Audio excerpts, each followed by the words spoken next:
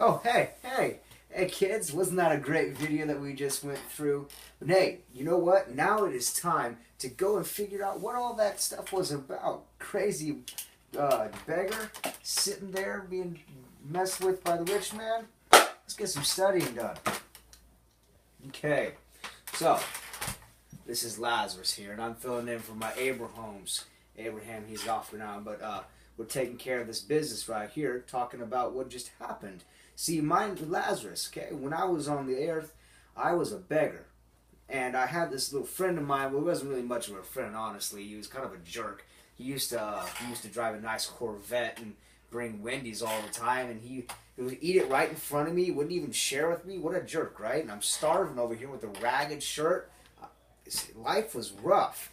And, you know, this guy has the audacity to never share with me. Never ever share with this poor helpless beggar. So what's wrong with this situation, you may ask? How does this apply to a biblical standard? Let me talk to you about this real quick. We find the answer here, and the principle behind this video is found in Mark 12:31, where it says, can you see this? And the second is like, namely this, thou shalt love thy neighbor as thyself. There is none other commandment greater than these. So maybe think to yourself, what in this world does that mean? Let me tell you, okay? It goes like this. Jesus was talking to some Pharisees. You know what Pharisees are? They're religious leaders who got big heads. That's what they are. But we'll talk about that later. Don't worry about it. He's talking to some Pharisees who asked him, what are the greatest commandment? See, there's 10 commandments in this whole deal, but the Pharisees want to know what the greatest one was. And the first one, Jesus says, is to love your God. But he says the second greatest commandment is to love your neighbor as yourself. And so we begin to think, well, you know, that rich man was kind of a jerk, right?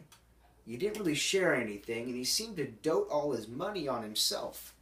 And when Lazarus died, what happened? What happened? Why did the rich man go to hell and Lazarus go to heaven? Well, let me tell you, if that is the second greatest commandment, we should probably be a little more concerned how we treat our neighbors. We should treat them as ourselves. And like the Bible says in here in Mark 12:31, we should love our neighbors as ourselves. How that looks inside of your everyday life, it seems it's usually a little more simple because a lot of us aren't that rich or whatever, but we need to be willing to give what we have to help the person that we love dearly, or our neighbor, or maybe the poor kid next door, or the crossing grandma across the street. We need to be able to help them as we would ourselves, and to love them, and to show the love of Christ through our actions. Not like what the rich man did, but just like what Lazarus did. Anyway, kids, this has been Lessons with Abrahams, or really Lazarus filling in. Until next time, peace.